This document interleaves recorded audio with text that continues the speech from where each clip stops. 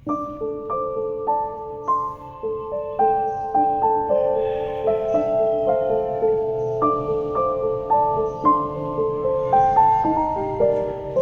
वालेकुम, कैसे हैं आप सब लोग। उम्मीद है सब ठीक ठाक होंगे इंशाल्लाह। जहाँ रहें खुश रहें आबाद रहें। और आज की जो वीडियो उसका आगाज़ करते हैं। आगाज़ मैंने जी क्या करना है, आगाज़ स्वात कटा। आज एक वीडियो टीवी पे देखी है जी, बड़ी वायरल हो रही है। उसमें एक पाकिस्तानी एक्ट्रेस है और उसने जो शर्ट पहनी हुई है ना, उसके बाजू नहीं है। और वो कह रही है कि जी मेरे एक शर्ट स्लीवलेस शर्ट पहनने से कौन सा पाकिस्तान में ज़लज़ला आ जाना है, और मैं स्लीव नहीं पहनती हूँ तो मेरे मुल्क में कौन सी खस्ता खाली आ जानी है। इस तरह का पता नहीं क्या क्या वो बकवास करती रही है। और नीचे उसके जो है ना वो जितनी भी एक्ट्रेसेस थी जो बड़ी मशहूर मरूफ पाकिस्तान की जो ड्रामे की आर्टिस्ट हैं, उन्होंने ना मतलब कि उसको वेल डन के भेजे हुए हैं कि बड़ा अच्छा मतलब तुमने कहा लाइक, और वेल डन के कमेंट्स भेजे हुए हैं। तो तौबा इस्तग़फ़ार, अल्लाह से माफ़ी ये मांगे, अल्लाह से माफ़ी मांगे। अभी हाल ही में दुबई में ये देखें क्या हाल हुआ है। सही बात है। और मुसलमान हो के, मुसलमान घरों में पैदा हो के, और आप जो हैं एक तो ये वाले काम कर रही हैं उल्टे सीधे नंगे धड़ंगे लिबास पहन के, और दूसरा यार आप इतनी दीदा दिलेरी से कह रही हैं कि अगर मैं बाजुओं वाली कमीज़ें नहीं पहनती, या मैं मतलब कि इस तरह के कपड़े पहनती हूँ या जो भी है, तो कौन सा पाकिस्तान में जो है वो ज़लज़ला आ जाना। और आप वो कश्मीर में जो और बालाकोट में और वो जो ज़लज़ला आया था वो भूल गए हो। या उसके बाद जो सिंध में जो तो आया था, सैलाब आया था, और इतनी जो सैकड़ों लोग थे वो मतलब के बेघर हो गए थे, हर चीज़ उनकी पानी बहा ले गया था, वो आप सारा कुछ भूल गए हो।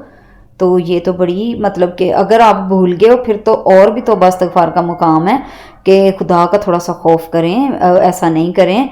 वही ना हो वाकई आपकी करनी जो है ना, आपके इन अल्फाज की दाई की वजह से बाकी भी पकड़ में आ जाए। और इस्लामाबाद में आपको पता है ना मार्गला टावर्स गिर गए थे और क्या कुछ हुआ था, तब तो वही वाली बात आ जाती है। एक मुझे यूट्यूबर की बड़ी अच्छी बात लगी, मोटिवेशनल स्पीकर हैं वो, उन्होंने सही बात की। उन्होंने कहा फिर तो आप बड़े पीछे दुखी से वो लगा के मतलब के म्यूज़िक बड़ा दुखी सा रोने वाला, और आगे आप वो मजलूमों की तस्वीरें दिखा रहे होते हैं और ये और वो। तो उनमें तो बेचारे वो गरीब भी शामिल थे जिन जिन लोगों का तो दूर दूर तक इन चीज़ों से वास्ता भी नहीं है।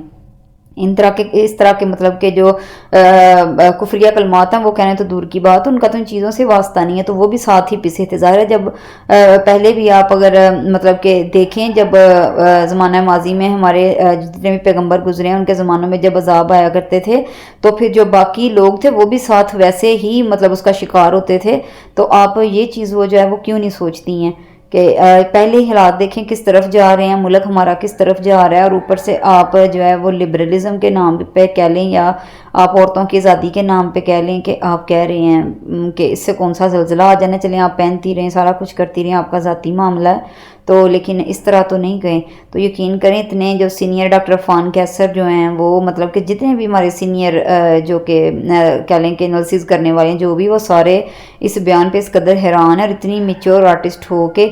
और इसीलिए तो जब रमज़ान आता है तो जो है ना लोग फिर बातें करते हैं और हंसते हैं कि फिर आप दुपट्टे लेके तो ट्रांसमिशनें करने बैठ जाती हैं। हाँ, ताकि हम एक सादी सी हाउस वाइफ्स हैं, हमारा तो इन चीज़ों से या सोशल मीडिया से या इन तरह की चीज़ों से लेना देना भी नहीं है, लेकिन फिर भी हम लोगों को आम बंदियों को ये बात इतनी बुरी लगी है। और उनके सदके जाएं जो कि इनको अप्रिशिएट कर रही हैं, वो उससे भी बड़ा काम कर रही हैं। चलें खैर जी, अल्लाह ताला आपको हिदायत दे, और अल्लाह ताला जो है आपके जितने भी ये जो आपने कलमात कहे हैं उनको माफ़ करे और नज़रअंदाज करे, हम तो यही कह सकते हैं। क्योंकि अगर उस ज़ात को अगर वो आ गई इंसाफ करने पे, या फिर आपका ये जो चैलेंज ही है ना जो आप कर रही हैं कि कौन सा ज़लज़ला आ जाएगा, तो अगर चैलेंज अल्लाह ताला ने आपका ये देख के तो उस पर कोई रिएक्ट कर दिया, तो फिर तो आप तो जाओगे साथ इर्द गिर्द वाले भी सारे जाएंगे। तो ज़रा ना सोच समझ के जो है ना वो मुंह से बात निकाला करें। वो जब खासकर मज़हब की बात हो उस मामले में तो और जो है ना आप लोग एहतियात करें। तो चलें जी खैर, आज जो थी नाश्ते वाली जो रूटीन थी वो तो इन बातों में गुजर गई। तो आज मुझे करनी थी क्लीनिंग किचन की थोड़ी सी, और क्लीनिंग में सबसे पहले तो प्याज और आलू की ये टोकरी थी, क्योंकि काफ़ी देर से जो है ना मैं 2-3 दफ़ा में जब आलू और ये प्याज वगैरह ख़रीदे हैं तो ऐसे ही मैं इसको जो है ना वो उसमें मतलब कि आलू और प्याज रख देती थी, दोबारा इसको साफ़ करने का मौका नहीं मिला। तो आज ज़रा इसको अच्छी तरीके से मैंने क्लीन किया, और इसकी जो जाली वगैरह मैंने डाली होती है इसमें वो सारी झाड़ के तो दोबारा से जो है ना इसमें प्याज साफ करके लगाए। इनमें अगर नीचे वो छिलके पड़े रहे ना तो अजीब नमी सी बन जाती है और फिर उस नमी का नुकसान ये होता है कि नीचे से ना वो प्याज गलने जो है ना वो शुरू हो जाते हैं। और आलू भी, और आलू के लिए एक बात अच्छा मुझे बड़ी जो है ना मैं देखती रहती हूँ अक्सर, ज़ाहिर है जब इस तरह की जो निश पे काम कर रहे हो तो फिर बंदा इसी टॉपिक पे चीज़ें देखता है ना, तो कहते हैं जी आलू धो के ना रखें, आलू ख़राब हो जाते हैं। बिलीव मी, कभी भी मैंने ऐसे जो है ना टोकरियों में आलू नहीं डाले, हमेशा धो के रखती हूँ। और मैं आलू भी थोड़े बहुत नहीं लेती, मतलब मैंने एक धड़ी आलू 10 किलो आलू इस तरह लेने, तो आपने कहना ये तो धड़ी नहीं है भाई, ये कम है, ये 2.5 किलो आलू हैं। लेकिन मोस्टली रमज़ान में भी मैं ऐसे ही लेती रही हूँ। तो जो है ना वो आलू कभी भी ख़राब नहीं होते। जब भी आलू रखें उनको धो के रखें ताकि जो मिट्टी वगैरह है ना वो नीचे ना गिरे। तो चलें जी, आज ये वाला तो काम ख़त्म हो गया था। अब मेरे पास थी थोड़ी सी पालक, मैंने पकोड़े बनाए थे, उसमें से पालक जब बच गई थी तो उसको मैंने काट के रख लिया था, और दूसरा जो है वो धनिया था। तो अब जो है ना आजकल चूँकि बाहर जो है ना वो जब सूरज चढ़ता है अच्छे तरीके से, बादल ना हो या बारिश ना हो, फिर तो लू चलती है, क्योंकि ये जो लू हैं ये बड़ी खुश्क जो है ना वो किस्म की हवा होती है। तो इससे बड़ी जल्दी जो ग्रीन सब्जियां ने स्पेशली बड़ी जल्दी से उनको ना वो मतलब उसमें मॉइस्चर ख़त्म हो जाता है। तो उसका बेहतरीन जो तरीका है ना, तो वो जिपलॉक बैग नहीं है, वो आप किसी भी अखबार में, ब्राउन पेपर में या इस तरह के किसी भी कागज़ में, ताकि बच्चों की जो रफ़ कापीज़ होती हैं पुरानी पड़ी हुई उनमें जो है ना इस तरह इसको लपेट के रखें तो ये ज़्यादा टाइम निकाल जाएंगे। अब ये तो मेरे पास थोड़ी थोड़ी क्वांटिटी थी, अगर आपके पास किलो, 1.5 किलो, 2 किलो इस तरह, तो फिर आप ये जो बैग मिलते हैं ना शॉपिंग बैग पेपर के बने हुए, तो आप वो इस्तेमाल कर सकते हैं। जो ब्राउन बैग मिलते हैं जो अक्सर मतलब बेकरी वगैरह पे भी जाएं तो उसमें भी जो है ना बेकरी के आइटम्स डाल के देते हैं, वो बैग इजीली मिल जाते हैं।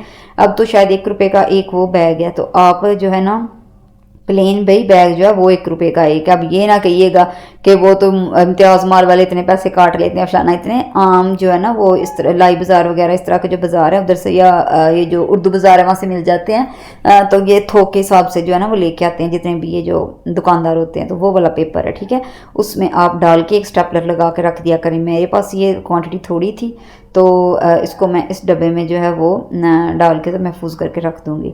और अब मुझे कल जो मैंने बनाए हुए थे केक रस, उनकी मैंने जो है वो दोबारा सबको पता है इनको रीबेक करना पड़ता है, रीबेक करके बल्कि मैंने कर दिए थे कल की वीडियो में, हाँ आपने देखा मैंने कर दिए थे ये रीबेक, और अभी ठंडे नहीं थे तो इसलिए मैंने उसको जाली पे छोड़ दिया था। तो अब इनको मैं जो है वो दोबारा से डब्बे में फिल करके रख दूँगी। और जो भी ये डब्बे होते हैं ना आपके पास जिनमें आप अपनी बेकरी वगैरह सेव करते हैं, उनको प्लीज़ ये अच्छे तरीके से जो है ना वो मतलब एक तो खुश्क हों और दूसरा वो ना एयर टाइट हों, ठीक है, उनका ढक्कन मजबूती से बंद हो, वरना चींटियाँ कोई इतनी की कुछ स्मार्ट चींटियाँ हैं ना, इतनी स्मार्ट कि वो पता नहीं कैसे इन डब्बों में से भी घुस जाती हैं, और जब ढक्कन खोलो तो आगे चींटियाँ ही चींटियाँ होती हैं। तो इन चीज़ों को से ना थोड़ी सी एहतियात करें। ज़्यादा अफरा तफरी तब पड़ती है जब घर में गेस्ट आ गए होते हैं और आप बड़ी जल्दी डब्बा खोलते हैं कि मैं चाय के साथ ना कुछ सर्व कर दूँ, और आगे चींटियाँ होती है कहती पहले हमें सर्व कर लो तो फिर उस सिचुएशन से बचने के लिए ना बेहतरीन तरीका है कि आप जो है वो ये जो केक रस होते हैं या कोई भी आप रख रहे हैं बेकरी से जो रिलेटेड आइटम है तो उनको रखें। अब देखिए कल ये बिल्कुल सॉफ्ट थे, अब ये बिल्कुल कड़क गए हैं, मतलब कि टक करके अब ये टूटते हैं। तो जब भी आप बिस्किट वगैरह बेक करें या केक रस वगैरह बेक करें ना, स्टार्टिंग में जब आप ओवन से उनको निकालते हैं तो वो इसी तरह थोड़े से ना सॉगी और नरम लगते हैं, ऐसे ही लगता है जैसे सही से बेक नहीं हुए, लेकिन अभी वो बहुत गर्म होते हैं। जो ही वो मतलब आहिस्ता आहिस्ता ठंडे होते जाते हैं फिर जो है वो मतलब कि खस्ता और कड़क टाइप के होते जाते हैं। तो आज ये हमारे घर में जो है लहसन भी आना था और लहसन पहुंच गया माशाल्लाह से, माशाल्लाह माशाल्लाह माशाल्लाह। आपने कहना इतना बड़ा तोड़ा तो आपने बांटना है, वो बेचना है, नहीं बेचना नहीं है भाई। ये हम 2 फैमिलीज़ का था, लहसन जो था ये हम 2 फैमिलीज़ ने आधा आधा करना था, तो ये आधा जो हमारे हिस्से का था हमने निकाल लिया था। और इसको अब जो है ना साफ़, अच्छा इस दफ़ा इतना को माशाल्लाह को खूबसूरत लहसन आया ना कि इसको ना तो मिट्टी वगैरह इस पर लगी हुई है ना कुछ, बिल्कुल नीट क्लीन और साफ़ सुथरा जो है वो लहसन है। और मतलब कि काफ़ी ज़्यादा खुश्क भी है, मतलब गीला भी नहीं है पहले तो बहुत, लेकिन फिर भी चलें इसमें मॉइस्चर है थोड़ा बहुत। इसको ठंडी और अंधेरे वाली खुश्क जगह पे जो है ना वो रखना क्योंकि उसको रोशनी ना लगे, रोशनी से ये ख़राब हो जाता है। तो इसको मैं जो है ना छांट के टोकरों में डाल रही थी। तो इनको अच्छा छांटने की भी वैसे सच मुझे ज़रूरत नहीं वैसे पड़ी, क्योंकि ये सब एक ही साइज़ का था। इसमें ये डिफरेंस था, लास्ट टाइम तो ऐसा हुआ था कि बहुत ही बारीक बारीक उसमें उन्होंने लहसुन डाल दिया था और फिर बड़ा ही मसला बना। फिर पहले हमने बारीक वाला ख़त्म किया और जो बड़ा लहसुन था वो बाद में यूज़ किया। तो ये माशाल्लाह सारा ही बहुत अच्छा था। ओके जी, आज की जो वीडियो थी ये यहीं तक थी। मैं अब लहसुन वगैरह संभाल लूँ और आप जाके फिर किसी और ब्लॉगर का एक और ब्लॉग देखें। तो इंशाल्लाह कल एक और अच्छी सी वीडियो के साथ दोबारा जो कि आऊँगी, और तब तक के लिए अल्लाह हाफिज़ और अपना बहुत ख्याल रखिए।